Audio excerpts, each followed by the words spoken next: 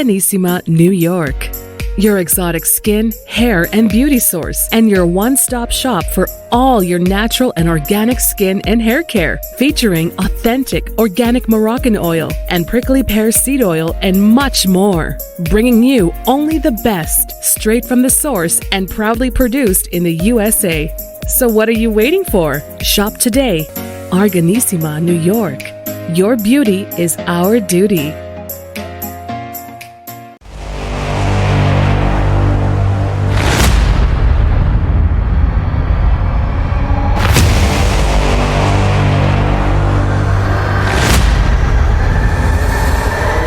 Folks, welcome back to the iHealth channel, iHealth Radio, with your host, Hurricane H. New day, new show, new topic. Actually, not really a new topic. This time it's a topic that I've been tackling a lot of, and it is an important topic because I think it affects all of us. And mental health is important to all of us, right? Would you agree? Wouldn't you agree? I don't think so. I think everybody would agree to the fact that we need the mental health, and the physical health is attached to that as well. So we're going to talk about the connection there. And again, we never can run out of discussion on this topic. So I have with me a life coach, a motivational speaker who actually handles this, helps people and helps them through their, mental crises, whatever you want to call it, but also is someone who actually not only is doing the work, but has experienced some of his own,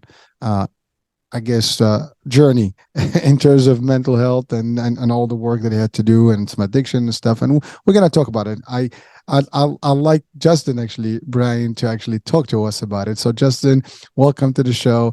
Tell us a little bit about your story, because I think that's a very good preface and prelude to the actual work that you do today. Well, thanks for having me. It's a great thing to connect. I know we tried to connect for about a year now, and you know what? We're here. We're gonna make this happen. And you know what? It's a good topic to talk about mental health, because there is a stigma that still follows it. I do believe that it's getting better. That people are getting more comfortable with talking about it.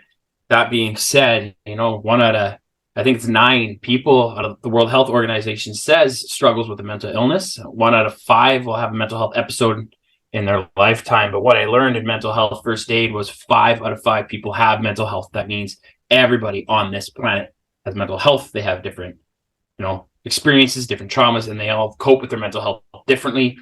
Unfortunately for me, I struggled with mental health from a very young age. And, looking back, I didn't know what depression was back then. I didn't know what anxiety was, So I dealt with my struggles, my mental health in an unhealthy manner, turning to alcohol and drugs to cope.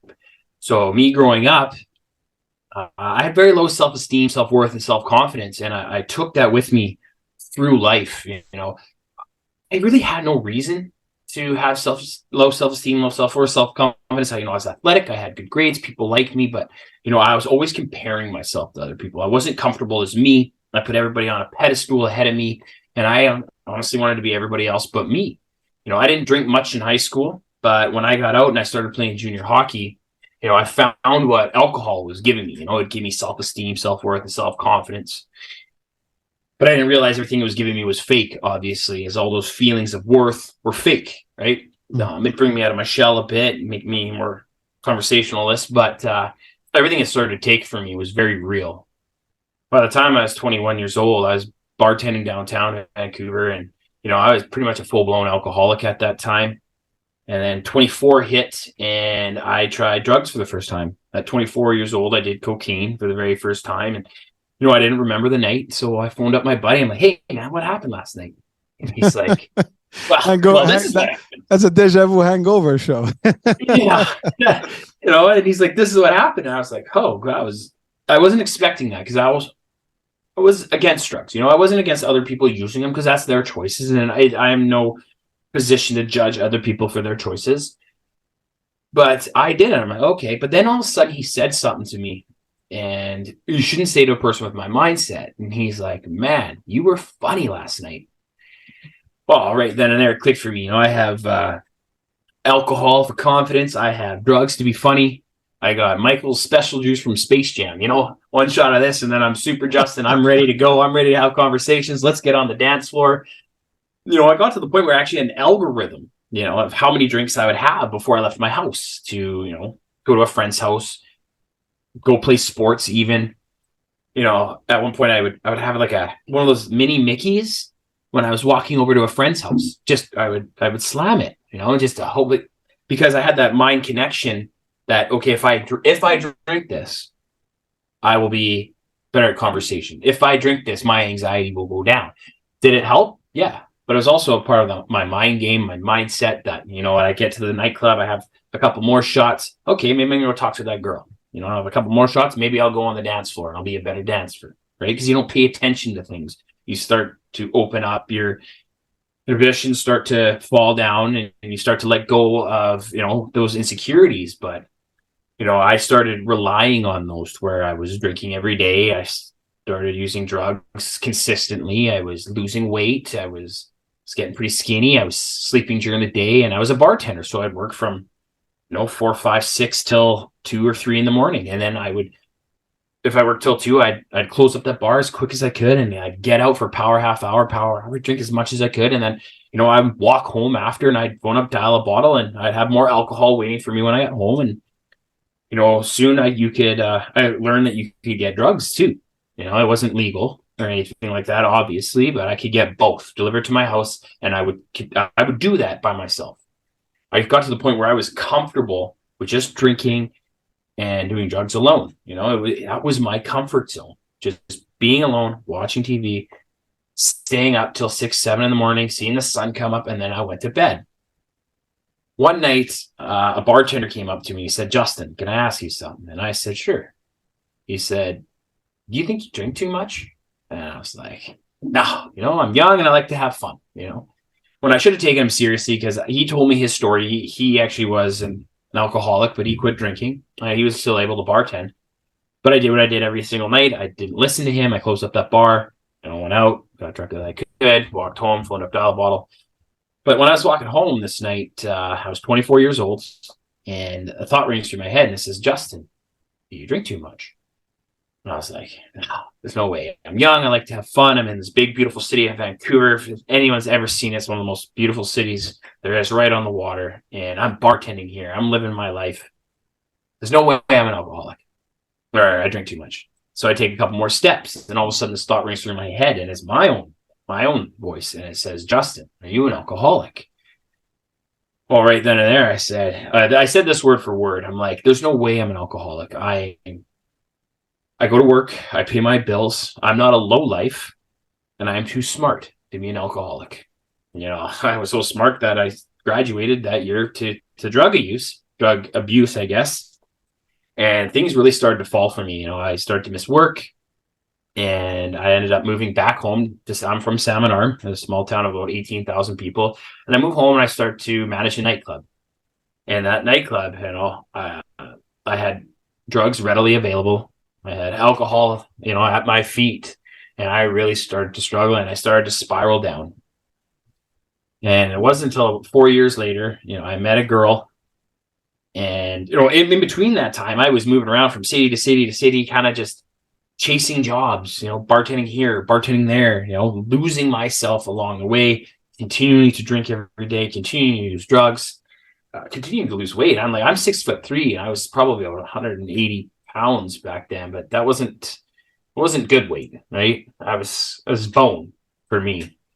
But eventually I met this girl, we hung out, but my drinking just kept pursuing and getting more and more, and we ended up breaking up, but we kept in touch. And then one day, we hung out a couple times, but one day she called me and she's like, "Justin, I'm pregnant."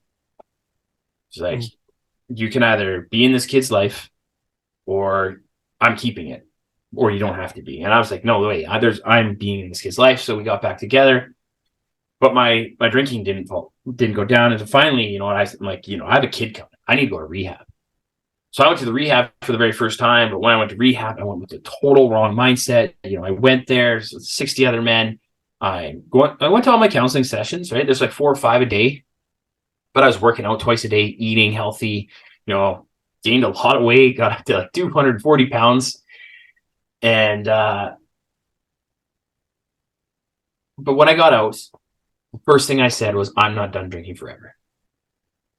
Well, I just spent 42 days away, no, 35 days away from my pregnant girlfriend. And the first thing I said was, I'm not done drinking forever. Well, you can probably guess what happened. 1 month later, we have our son. 2 months later, I start drinking again, making bad decisions. And then 6 months after that, my girlfriend had to make tough decisions I ever have to make and leave me at my lowest point. And man, I don't blame her. I was in no shape to have a kid around. Now, when she left me, I was actually I had a leave of absence from work so I could go to rehab. And they said, Justin, listen, you need to get yourself better. Because I was working at a mill at that time and running heavy equipment. I'm very fortunate that I never hurt anybody, because when I was working there at 28 years old, those would be the start of my suicidal thoughts. And I would have them every single day for 6 straight years. And, I'd ask myself, am I going to make it? Am I going to make it? One time, my ex would drop off my son so I could see him. Now, I couldn't drive with him in my car per court order, and I could only see him twice a week for 4 hours at a time. So I was very fortunate that she would drive him to my house, because I had a blow box in my vehicle. So I lost it for drinking and driving. And it was the second time I did that. But she dropped off my son, and what does a 2-year-old want to do when he sees his dad? And he never gets to see, he wants to play with daddy. Well, unfortunately for me, I couldn't. I was struggling. When you struggle with your mental health, you're going to have a hard time regulating your emotions. You're going to go through sadness, prolonged sadness, irritability. You're going to be lonely. You're going to be depressed. You're going to be confused. You're going to want to isolate yourself. And, those are just some of the symptoms that I was going through. So I had to pick him up and distract him. So I took him to the store. I got him a bag of chips and a bag of candy, and I brought him back home, and, I gave him that stuff and turned on the TV so I could distract him. And as he sat there distracted, I looked at the back of his head, and I started to cry to myself. And I started to ask myself this question I ask myself every single day. Justin, are you going to make it? Or are you going to make it to see him graduate? Are you going to make it to see him get married? Are you going to make it to teach him ride a bike, or even see him score his first goal in hockey? Hey, I'm Canadian. That's big for us, But the answer inevitably every single time was no. I couldn't picture myself in his future, because one time I got hospitalized for the 3rd time, the 2nd time in 2 weeks, with alcohol poisoning. And as I sat there in that bed, my ex brought down my son so I could see him. And I'll never forget the way he looked at me, and he looked at his mom. He walked through the curtain, he looked at me, looked at his mom, looked at me, he looked at his mom again, and he says, Mommy, what's wrong with daddy? All right, then and there, I was like, I need to end this. I need to end this so that he has a father that he deserves. A father that's going to pick him up when he falls down, or a father that, maybe holds him down there a little bit just to make him realize he's got a little bit longer before he catches his old man. But, a father that's going to teach him the ways of life, and not a father who's going to be in the hospital with alcohol poisoning, or is going to miss time with him because he's using. So why don't I just end it? My friends, my family, they'll understand. My ex, she's smart, she's intelligent. She's a massive heart. She'll find a dad that he deserves, and the kids too. He won't remember me. So why don't I just end it? When you get into that mindset, which is a really bad mindset to get into, you start to think to yourself, okay, this world is better off without me. So I started to think, what, this kid, if I just end this, he's going to have a better dad, and my friends, my family members, they're not going to have to babysit me anymore. I don't have to be the black sheep. I should just end this. Well, that mindset's very hard to change. And when you start to tell yourself that kind of stuff, you start to tell yourself what I believe is the world's biggest lie. And that is that this world is better off without you. The truth is this world is better off with you. I believe that you are created on purpose for a purpose, and that you are here to make a difference, whether you believe it or not. That maybe your possibilities, maybe it's your capabilities, or maybe it's just giving that person a smile when you walk by them. Because you know what? A smile, we all know, can go a long way. At that time, I was very fortunate to start to go to the gym, and I was listening to motivational speaking. And all these speakers, I had no idea who they were at the time, but I was listening to Trent Shelton, Inky Johnson, Les Brown, and Eric Thomas. Now, most people in motivational speaking, those guys are at the top. And I had no idea who they were, but they all had something in common. And it was find your why. So I started to ask myself, okay, Justin, well, what is your why? What's your why that's going to keep you going? That's going to motivate and drive you to get better. And I started to look at that little boy again, and I started to think, well, I need to get better for you. right? Because I couldn't do it for myself. And a lot of people are going to say, hey, you got to do it for yourself. And yeah, you should. But I know for guys like me and guys in rehab that I went with, we couldn't do it for ourselves. So we had to find our why. We had to grab a hold of it and take it with us everywhere. Now, the thing is that everyone has a why. Every single person has a why. 100% it's you. But if you can't see that, you must find one. Because when you find one, it always comes back on you. I got better for my kid, which I got better, makes me get better for me. So it always technically comes back to you. And there's a quote by Friedrich Nietzsche says, he who has a why to live for can bear almost any how. So I made it my why, and I went back to rehab for the second time. And, this time when I went back to rehab, I paid attention, right? I went to the gym still, because the gym's my happy place. It's the best antidepressant I've ever had. When I go to the gym, I like to listen to motivation speaking. I listen to audible books. I take notes. It's my happy zone. Don't talk to me. Leave me alone. Maybe give me a head nod, but it's my zone to where I feel better. And you can release those happy chemicals, reward chemicals like your serotonin, your dopamine, your endorphins. But I did that, and I paid attention. And in rehab, they taught us the how. So in rehab, they don't really worry about the substance per se. They worry about the why and the how. So why do you use, and the how are you going to get better? So in rehab, they taught us things like, gratitude. What are you grateful for in your life? Doing it consistently over time, morning and night, reminding yourself of what you have good in your life is actually scientifically proven to rewire the neuroplasticity you have in your brain for happiness.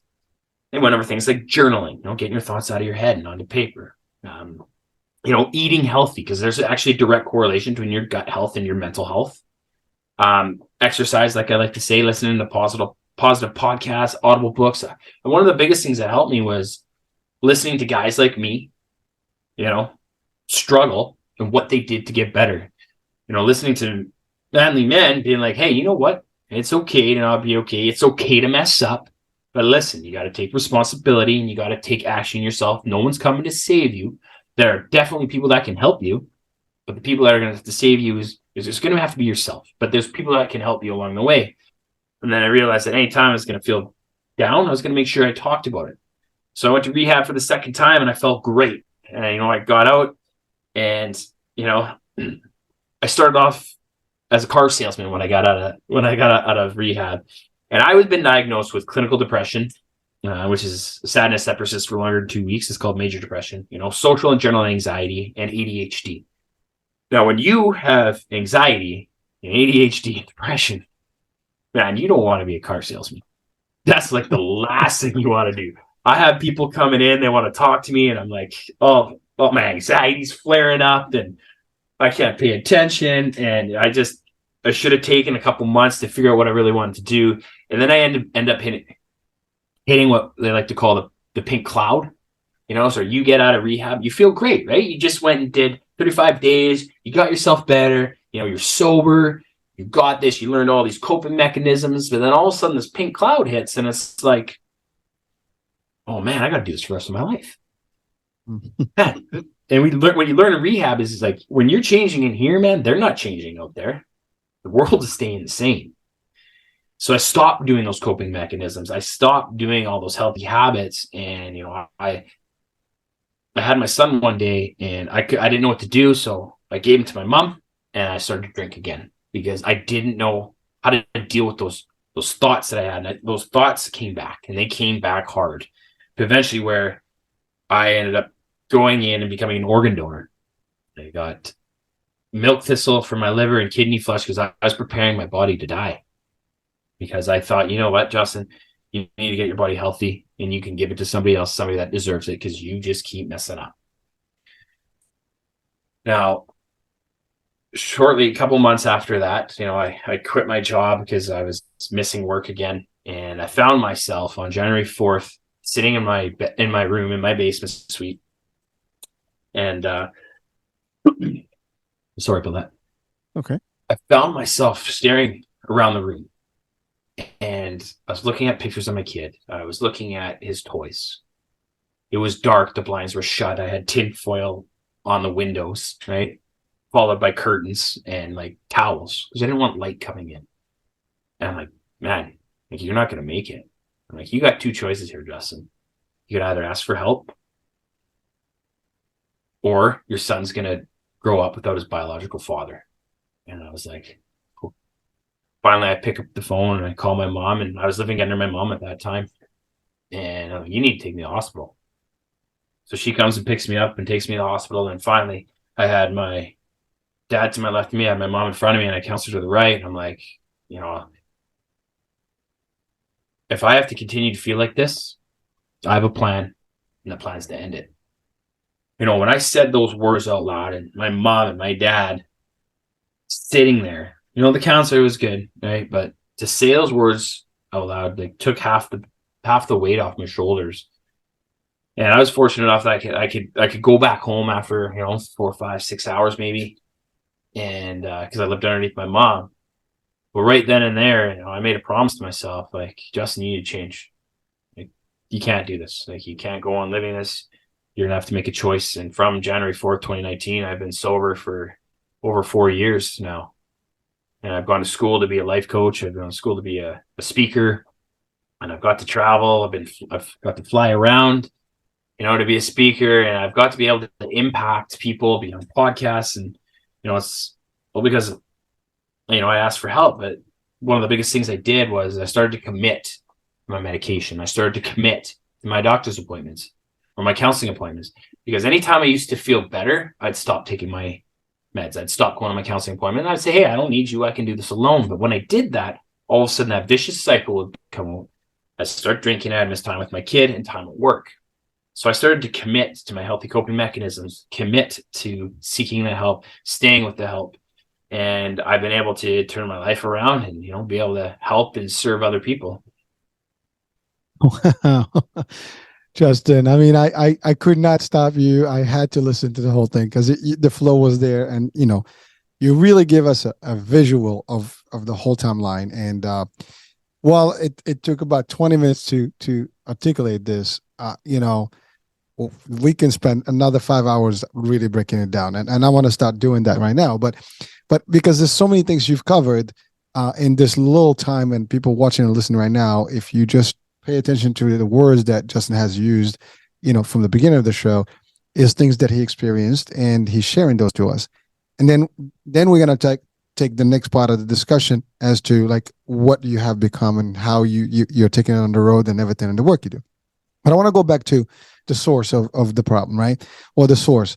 You were a young dude and happy, and you know what? There's a lot of people out there just like that, right? Today that are listening and watching, and there will be plenty. Or people that are past that stage on any given stage, let's say.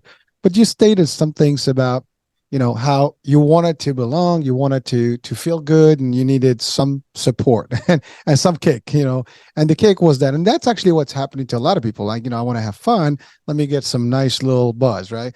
I want to have some, extra, I guess audacity. And then, let me get some Coke or something to get, happy and just be doing my thing. And by the way, at the time when you're that age, the world looks like fun. I mean, everything is fun. Yeah, I remember those days like yesterday. It was cool days. I mean, college days and all these. I tell my kids, it's the best time of your life. I mean, because you really have you to worry about, and you can have a great time.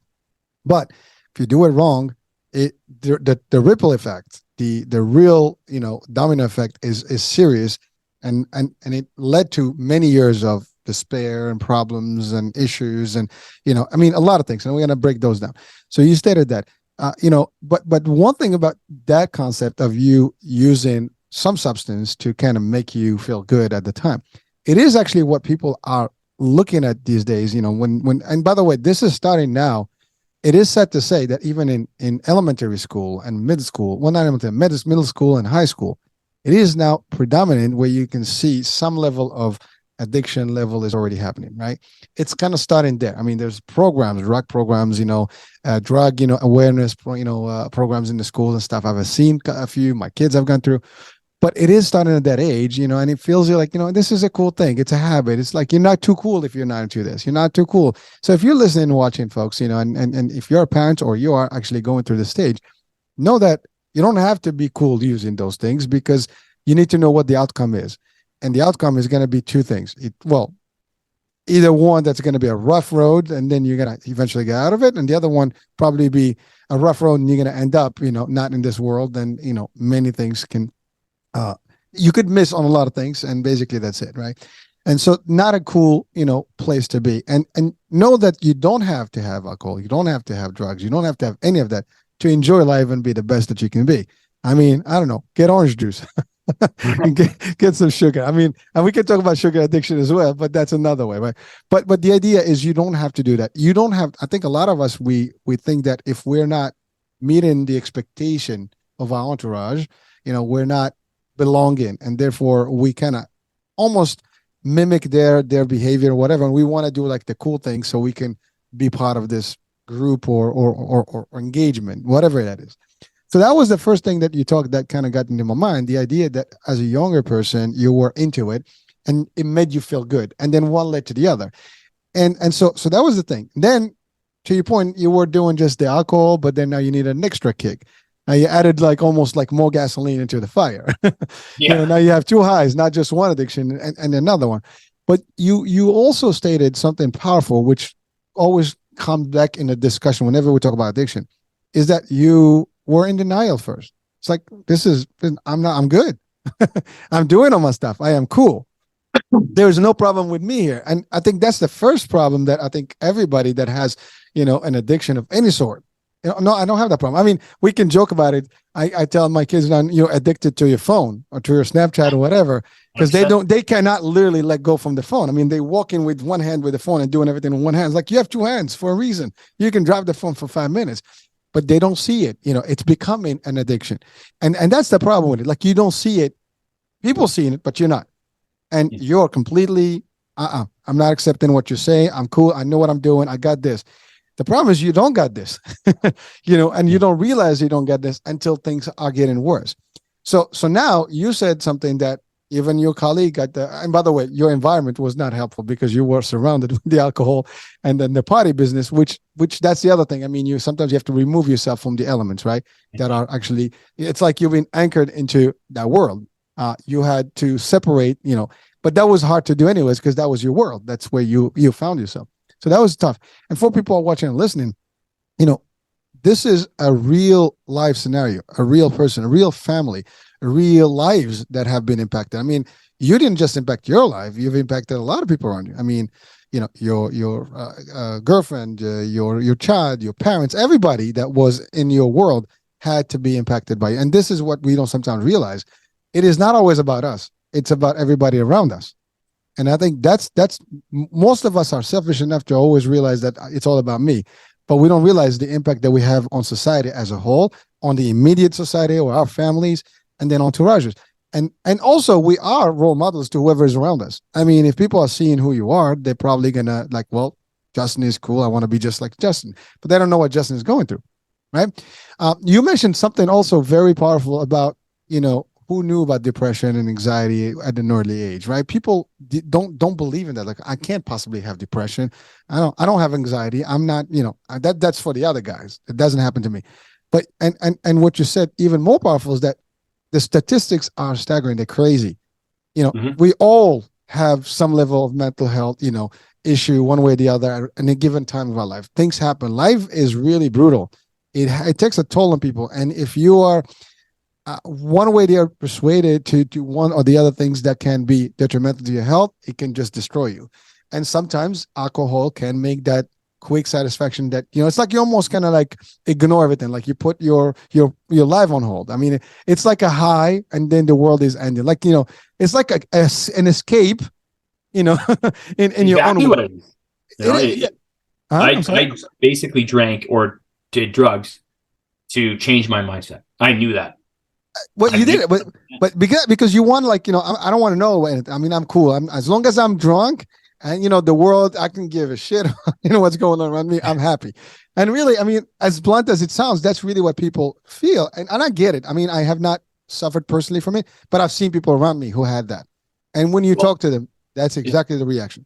Well, the thing is when I was 24 and I walked across the Canby Street Bridge in Vancouver, and I asked myself those two questions: do you drink too much? Are you an alcoholic? I had a warm feeling rush up through my body when I asked myself if I was an alcoholic, and I said those words to myself.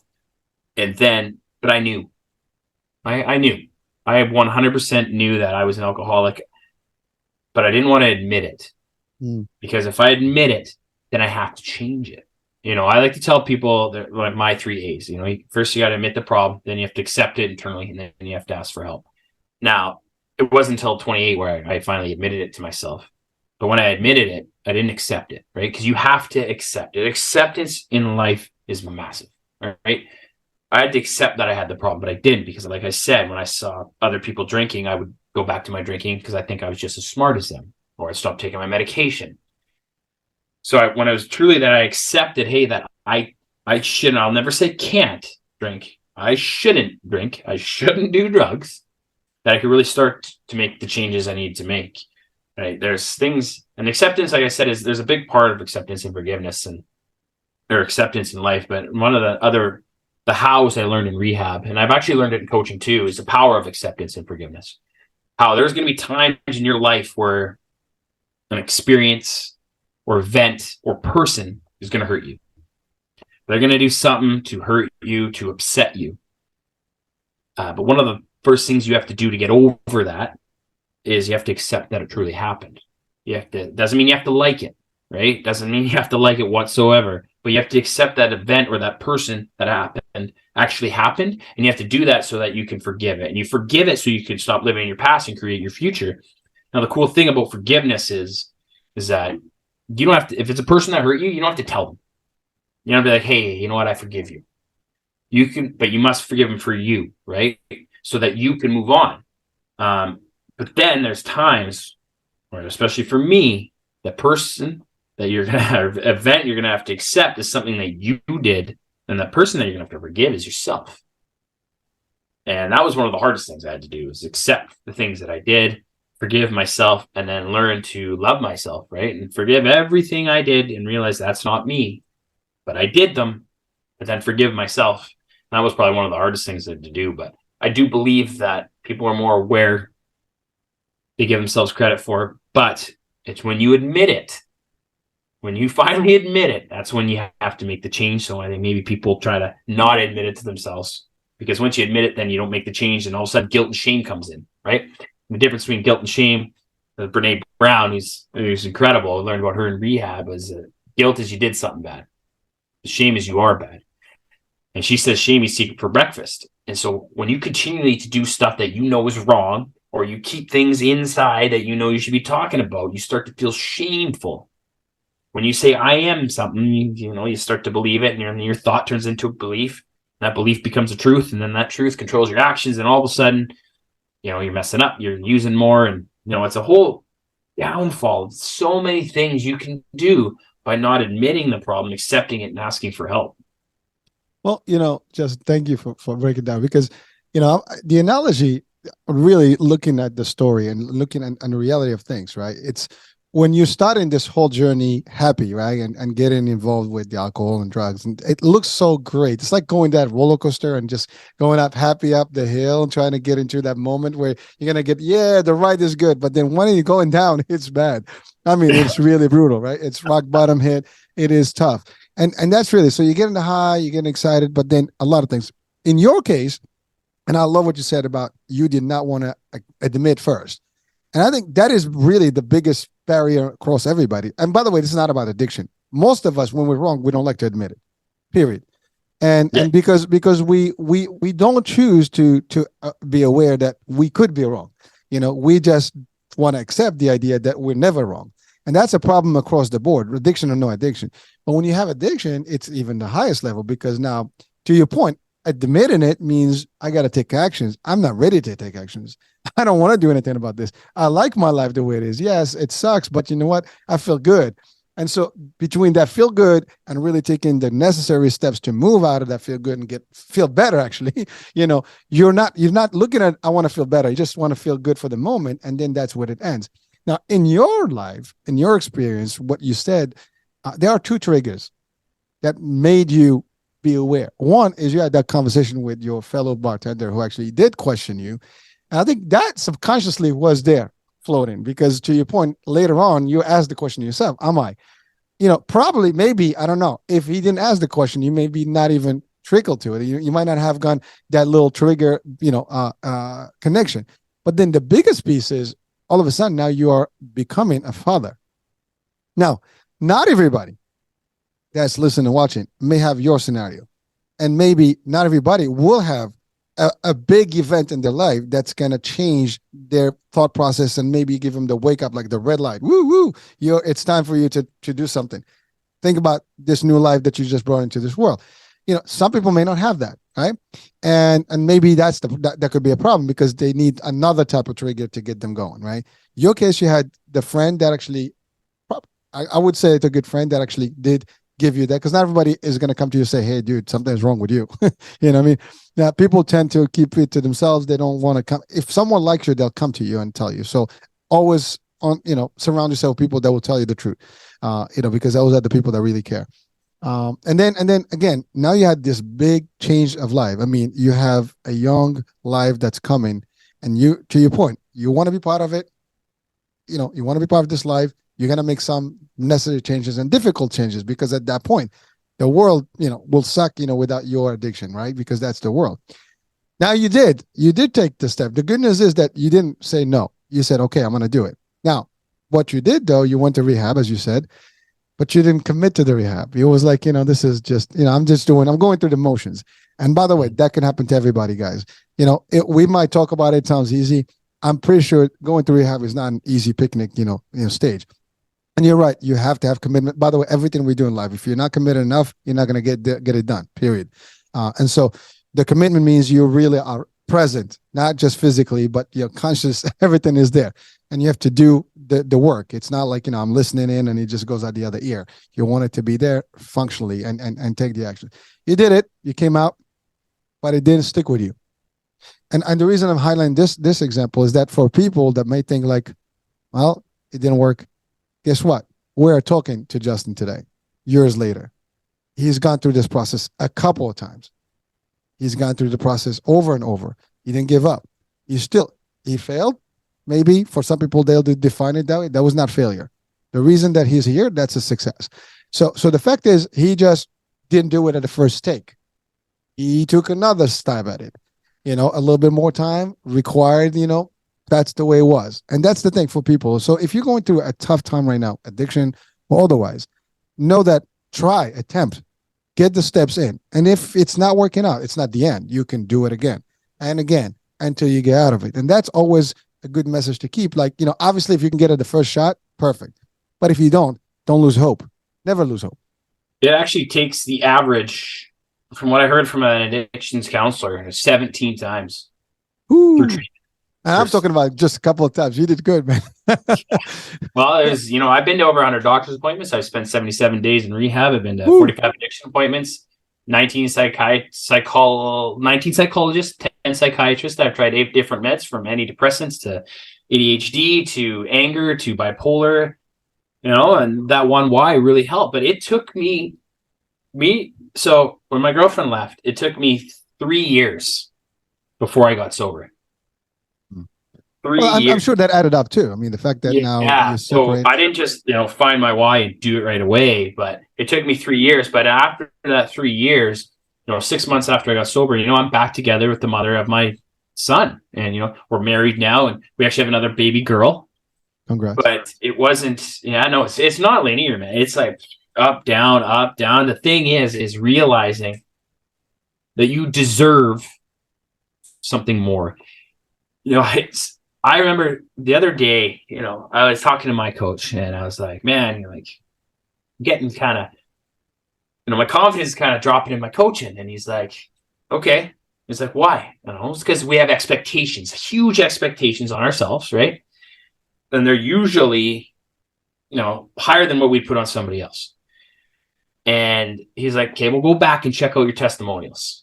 So I went back and I read the testimonials I have, and they're all fantastic, right? Now, what if we did that for our life? What if you're struggling and you went to your friends and say, hey, your close friends, the ones you trust, what do you think of me? And then you wrote it down. And then every time you felt, down, you read it. It's a testimonial from your friends. Now, when you do that, though, you have to realize, one thing we can do is we can put our opinions ahead of other people, right? It was like, oh, we have this deep-seated belief in ourselves that we don't deserve that. So even when we ask them, it's like, okay, what do you think? Well, I think you're an amazing person. Yeah, well, I don't believe you. Do you think that friend is going to lie to you? Yeah, okay, you're an amazing person. You mess up, but you're still an amazing person. So when we ask our friends for those testimonials, it's like, well, write them down, but believe them, get rid of that internal dialogue and that negative thought pattern that you have that you're not good enough. So one of the things I had to do was realize, hey, I am good enough. That, I'm a smart guy. I'm a nice guy. I care about people and I deserve better. Ed Milet said one time, I don't want to die and meet the person that I could have been. So now it's like, well, what kind of person can I be? Now I got to challenge that. Now I got to try to be the person I can be. So I really had to change, my internal dialogue, the way I spoke to myself, because I told myself, Justin, you're a loser, you're a failure, you're pathetic. But when you have that negative internal dialogue, there's one thing I want you to try to do. And I want you to try to challenge that thought. It's like, okay, well, Justin, you're not good enough. Okay, well, is it true? Well, no, not really. Well, is it absolutely true? Well, no, it's not. Okay, Justin, well, how would you feel if you didn't have that thought? Well, I'd probably feel pretty good. Now, if a friend had that thought, what would you say to them? Could you say it to yourself? So the thing is, you want to look for the evidence surrounding that thought, not things that you may have done that are wrong, but things that are saying you're consistently not a good person. Because we all mess up, right? But we have to accept ourselves for our mess up, for our past and our flaws, and realize, hey, we are all flawed individuals and we're doing the best we can with what we know sometimes. But the thing about it is if you have, you can have I think it's 80% of your thoughts a day can be repetitive and negative. And so when you question yourself on that thought, is there evidence? And you find out that, hey, you know what, that thought has some evidence behind it. Well, and you got to change it. You got to do, hey, what are 3 things I can do to change that thought and change that outcome? But it's learning that I deserve better. I deserve happiness and I deserve the love I so freely give to other people to have on myself. And it's hard to love yourself. I actually started to look in the mirror and every day and be like, Justin, I love you. Whether I believed it or not, I would say, hey, man, I love you. And eventually, it's not faking it till you make it, because you actually do love yourself. Like I said, you may mess up, but you should love yourself. You give love to everybody else. You give love to a pet, a kid, a family member, or a best friend. Well, start to give that love to yourself because you deserve it. Justin, I love what you're saying. First of all, you're throwing some serious stuff there. I mean, one is you had mentioned just before the why, right? You had to find the why, and the why is the why you did the wrong thing and the why you need to get out of it. It's the same. I mean, it's 2 different whys, but really the why is the most powerful question. I mean, actually, I had this question asked to me, like, what is the most powerful question in the world? And it is why. Because when you ask why, you can figure things out. The reason then you start looking for things, right? And you did. And so that was one. And then once you have the why, you said it's the how. How do we get through this? And you did. Now and I love what you said. I mean, by the way, thank you for sharing, the details about your life. I mean, not everybody that has the ability to do this and willing to do it, but you're doing it because you believe and it's helping you and it's helping people. But you said it. You had, multiple, days in rehab. You had so many things that you had to go through, and it wasn't easy. It's not a picnic. It's not going to be to your point, it's not linear. It's up and down, good days and bad days. But you talked about the power of words that you say to yourself, the power of dialogue with yourself, questioning things, asking, am I really those things or bad things? And that's the other thing. We actually undermine the power of what we say to ourselves. You said, I'm not good. I'm failing. I'm not, I don't think I deserve this.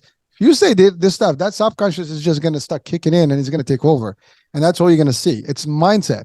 And your mindset is going to be completely drained and it's bad. And then the outcome is just going to be a bad one. But having those dialogues, and I love what you said, you got to give love to people. Well, you got to start with you. Self-talk, self-love is important. You have to it starts here, and believing in yourself, believing that you can make a difference. I love what you said. Today, you are married, you have another child, and life is peachier, and you've been sober, and you're helping the world, and you took the necessary steps. However, you did say in the first time when you came out, the second time when you came out, you got into the depression, the anxiety, and stuff that was not there, yet, and then it triggered another worst case where you had to decide whether I'm going to live or not. I mean, let's go for what it was. I mean, you started feeling that the world deserves not to have you, and your son deserves to have somebody else but you. And those are, again, talking about negative words, stating things to yourself. When you were saying those things, you were really ready to check out, if you want, say that. But one thing that you did that many people unfortunately don't have, or sometimes it's too late. They don't talk about it. You actually came out and stated loudly to people, and you went to the hospital, and your parents were there, and it shifted a little bit. It kind of made a difference. That transitional piece is important. If you feel, and folks that are watching and listening, again, we've had so many discussions about suicide and suicidal thoughts and stuff. If you get to the point when it's time to start questioning whether you want to live or not, don't deal with it by yourself. There are people out there. There are suicide hotlines. The 988 number. The 998, I think, is the number. Dial the number. There are outreach hotlines. There's people. There's advocacy groups. And I know you're an advocate. But these are people out there that can help you. Talk to someone. Don't think that it's little. And the next thing you know, you're not here. Now you're not here. You probably close that chapter, but you're affecting other people. In your case, for example, you have a son, right? Mm-hmm. That you got to think about that son, right? And so now you were thinking. So here's the thing: the amazing thing is they were thinking about him, and by checking out, would have been like a positive thing. That's how you thought about it. Like, I don't want to be in his life so he can have a better life. On the flip side, we want to tell the people right now is that you could say, I want to be there for the son. I want to be there, which you said the first time. I have a son coming. I want to be in his life. I want to give him the best. And those are, again, shifts in how you think and how you speak to yourself. And then that's going to give you the self-love, the self-talk, and the pumping. And then the rest is history. And then, of course, it's going to take work. It's not going to be easy. You have to take all the necessary steps to get it done. It's not like, snap and then it's over. And it wasn't over. I mean, it took you years before you got, what is the total time frame? I think I got more or less, about 8 years or so, or maybe more. Well, it took me 6 years to quit. When I admitted that I was, depressed, and I admitted that I was abusing substances, it took me 6 years to quit. But hey, man, I still have social anxiety and general anxiety. I can still get anxiety talking to people.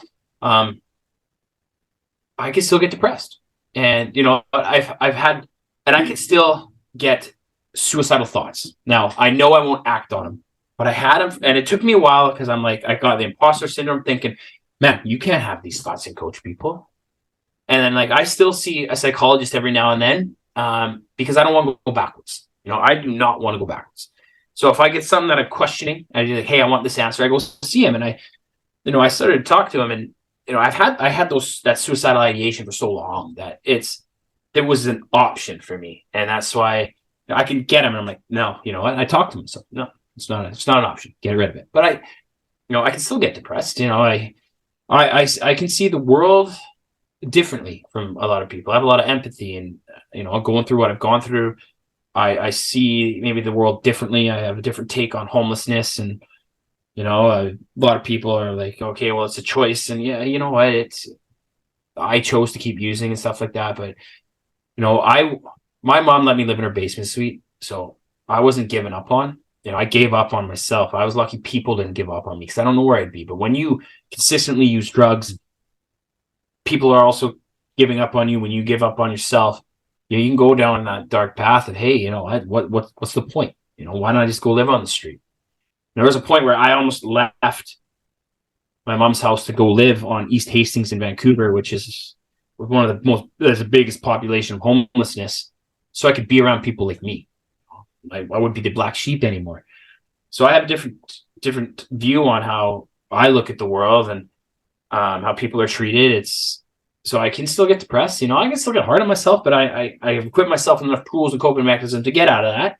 But I also have that, that counselor in my back pocket that, hey, if I'm struggling, ring up, hey, let's chat. And it's good to have that because I actually found something out the other day, and a couple months ago we were talking, and he's like, Justin, I don't think you had the love and connection you needed as a child.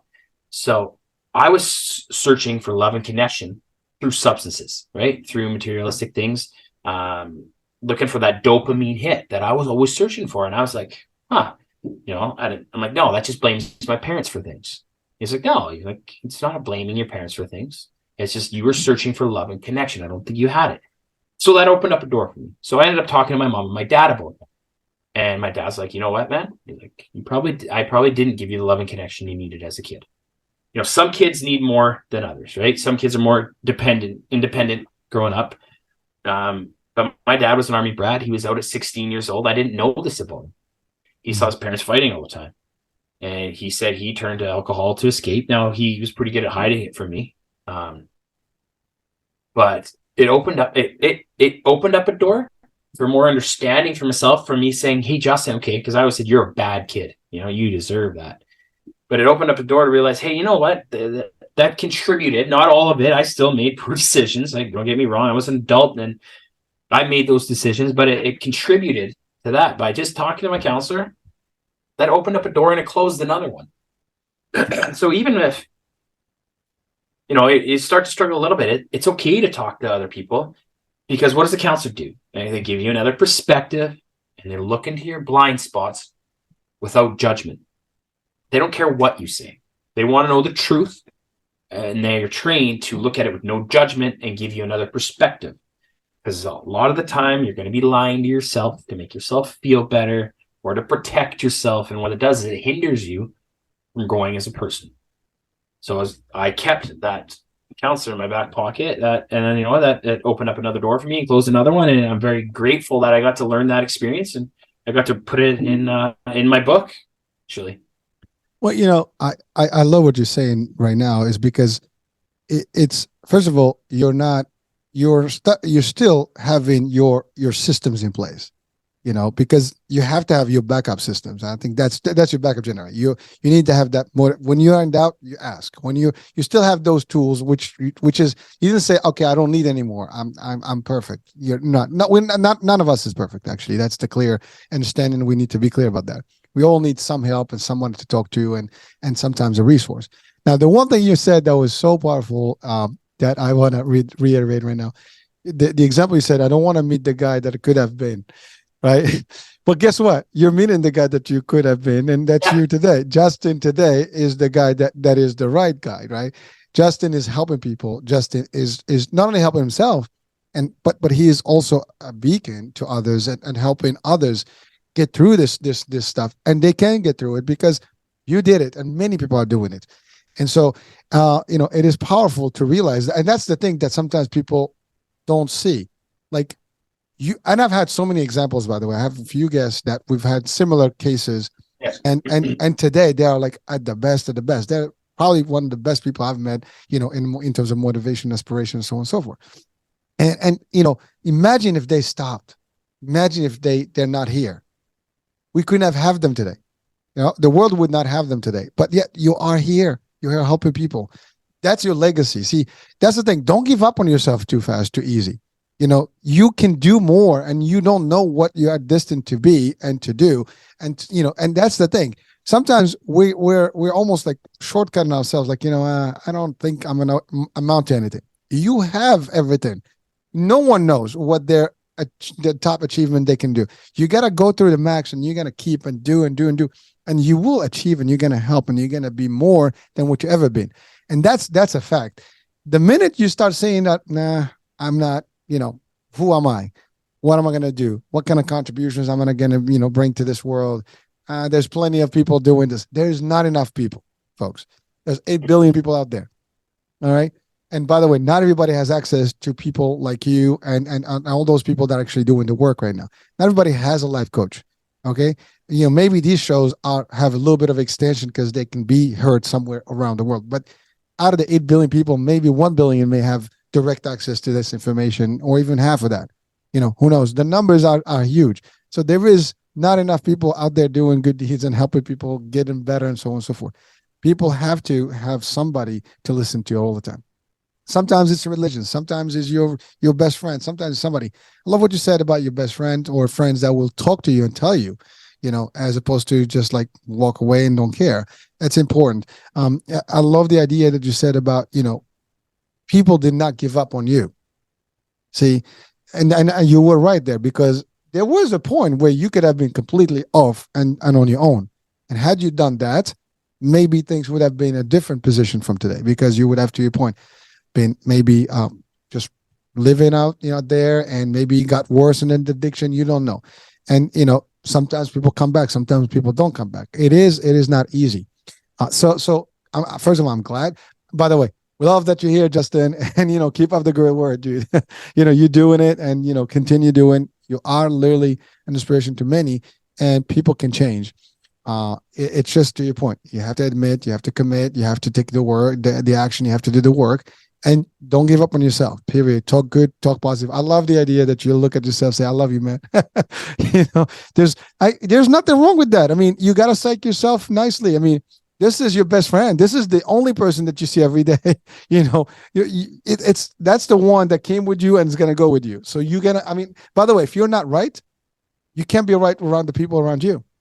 This has to be the first, priority. And then if this is good, everybody around you is going to be good. If this is wrong, it impacts everybody. I'll give you an example. You lose a job, you're stressed. You stress everybody around you. You have a bad day at work, you stress everybody around you. So if you can manage yourself well, you can manage everybody around you. Even at work, if your energy is psyched and everything is good, you're going to give that vibe to everybody. The frequency is going to be different where you are, right?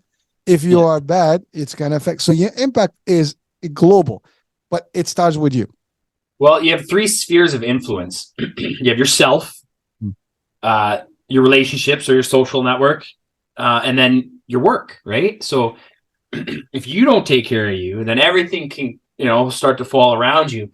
I like to tell this, and you know what, a lot of my coaching clients, they're like, they have a hard time with self-love and taking care of themselves because they think it's not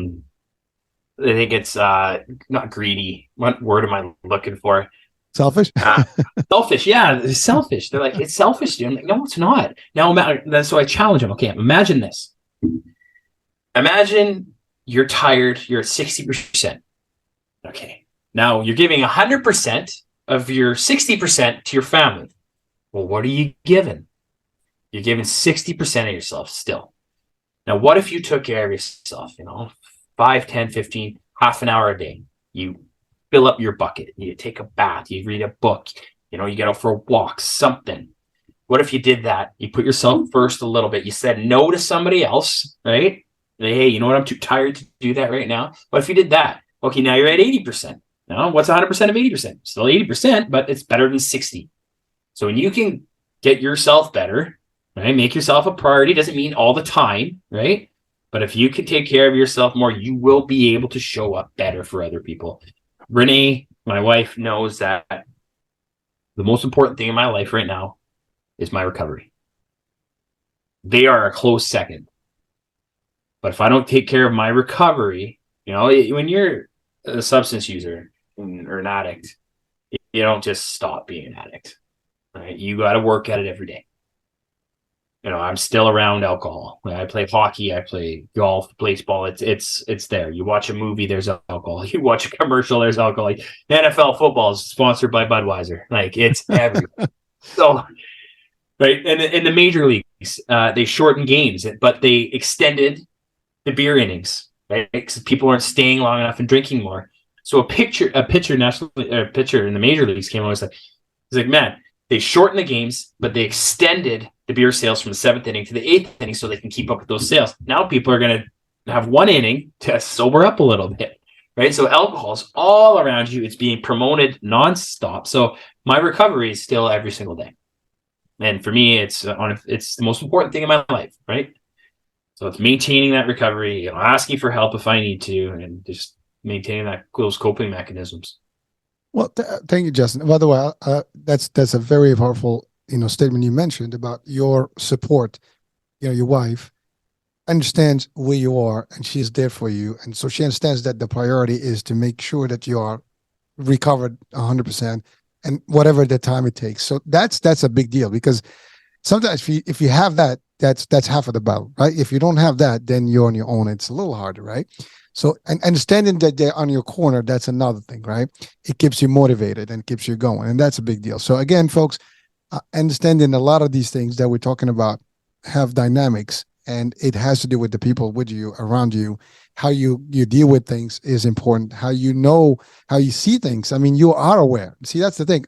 Everything you talk about is you're aware every single, second of everything that is happening to you and what's going on.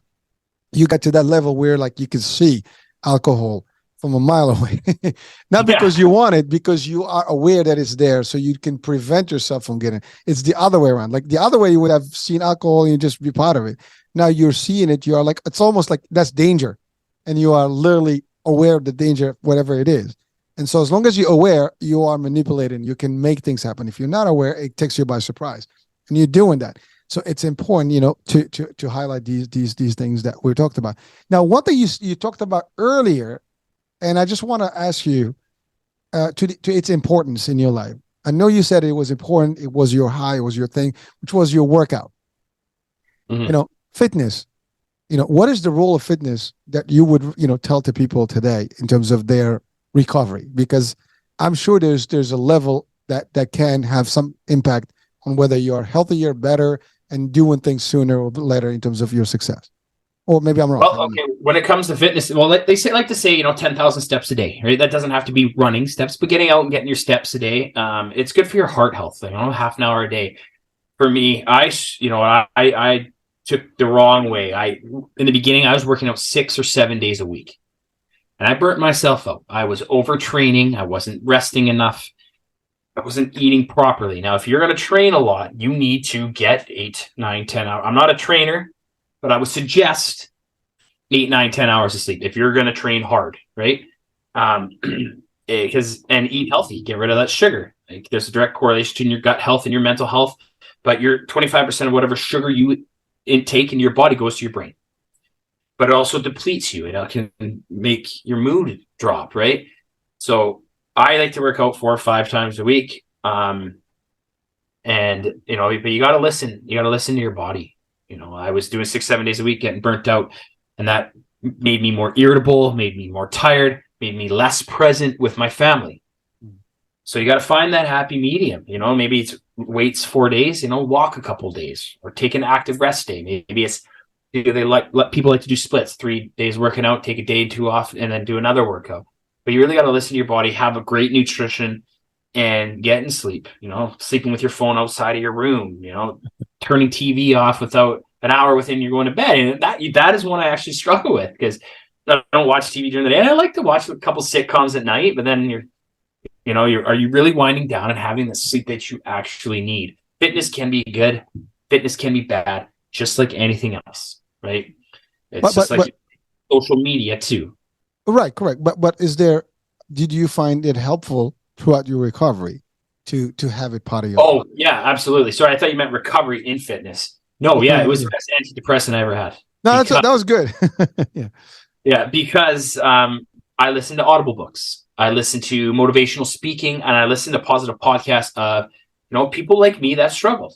And one of the guys I listened to in the beginning, like all the time, was Steve Weatherford, who's the NFL punter for the New York Giants.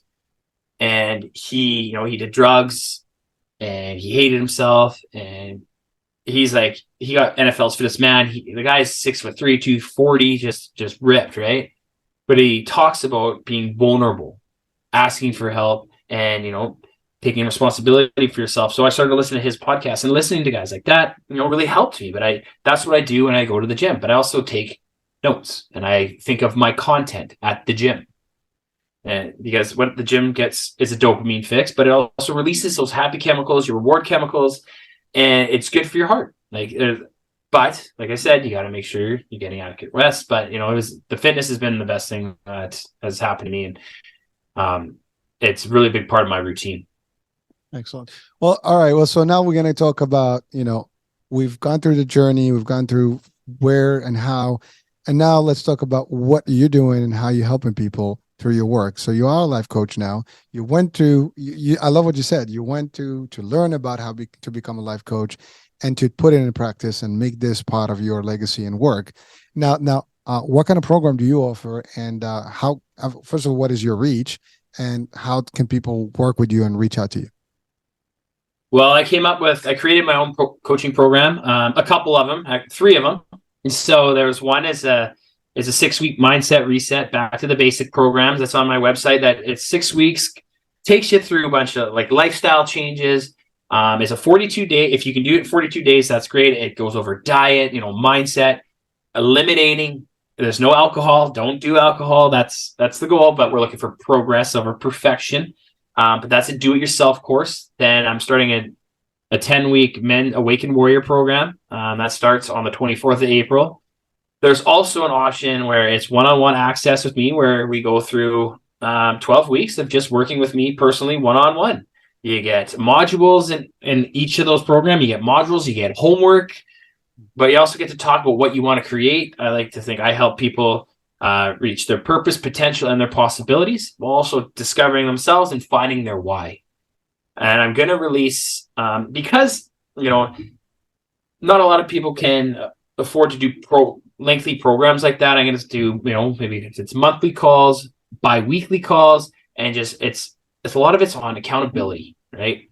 Looking past those roadblocks, discovering those self-limiting beliefs and moving past that to, really create the life that you want to create. And that's kind of just a sum up of my coaching, but I go around and I speak about mental health. I speak about substance use, suicide.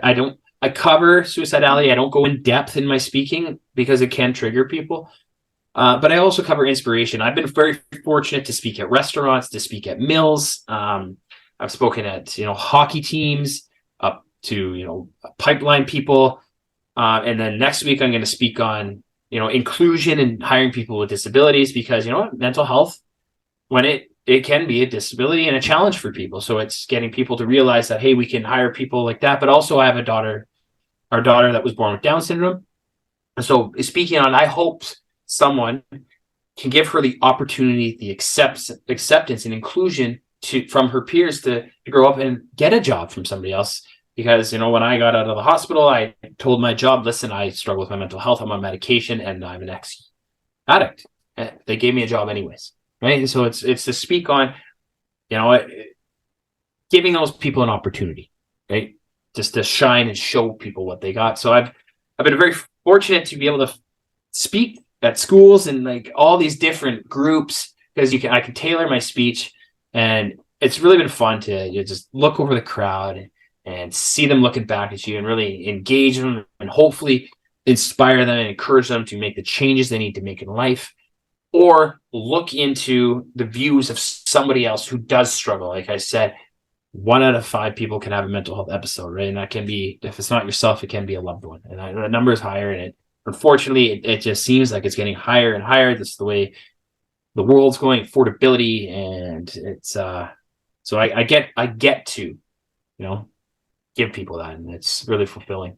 Well, I admire the work you do, because it is. Thank you for giving back, and again, because you've been through it, you know more than the average person about this, and actually it makes you a better subject matter expert. Because many people can say, I can coach you on this, but unless you've been through this yourself, you have no clue. Most of us, we can only imagine.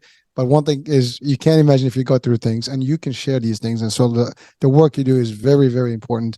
And I appreciate, personally, I enjoy these discussions, and I support this type of work anytime.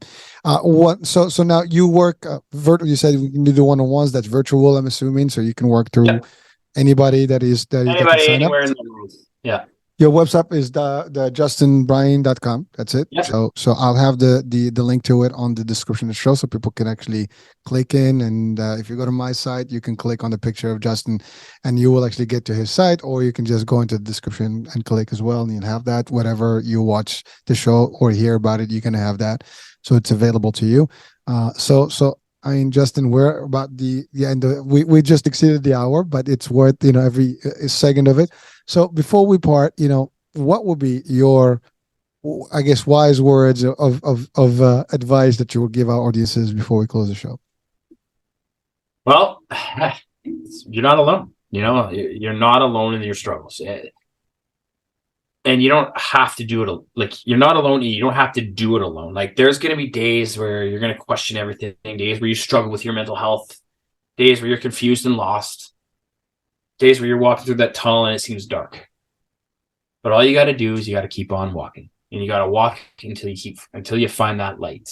And if you have to ask for help to find that light, well, that's one of the most important things that you can do, because you're worth it. You deserve it. The world needs you, and you're here for a reason. And I just want you to remember that you are somebody's somebody. Love it. Love it. That in itself is a gold mine right now. That little 30 seconds, that's like the biggest hit you can have as a powerful tool. Just to listen to it, it is amazing. So Justin, thank you so much for being with us today, and for the insights, and for sharing your life journey and the work. And then you said there is a book coming up, right? Yeah, actually, it's should be out within a month and a half. It's in its final edits. I got the cover. I'm pretty excited. It's called Chasing Shadows, Fighting the Monster Within. And I'm pretty excited. Writing a book, man, I never thought I would. And if I did, I didn't think I'd write on substance abuse, mental health, overcoming obstacles, personal development, and recovery. So it's full of my story, more in depth, but it has life lessons. Like, everything has a lesson to it. And then there's just more lessons after that, like choices, changes, needs, stuff like that in your life that people need to make. And I hope it really impacts somebody. If this episode impacted you, you can email me at justin@justinbrien.com. I'd love to hear from you. All right. Well, folks, there you have it. You have the email, you have the site, and look out for the book. I mean, I love the book. I mean, at least the title is exciting, and it is going to be a resonating book, which if you read it, you will be able to. And by the way, sometimes we might think that this is, well, I don't suffer from addiction. I don't suffer. Never say I don't, or never.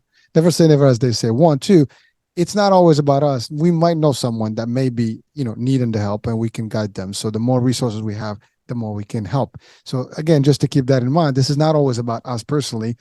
If we are, great, we are direct, customers. If not, we do know, or we might know someone. Let's help somebody else, and just be good people, good, humans, helping each other. All right, Justin, thank you so much for really a great show. I appreciate the time, man. No, thanks for having me. I appreciate it. You're welcome. And so, folks, there you have it again. Great show. I hope that you enjoyed every moment of it. Please, share the show as much as you can. Connect with Justin, and we'll be talking soon. New day, new show, new topic. Bye for now.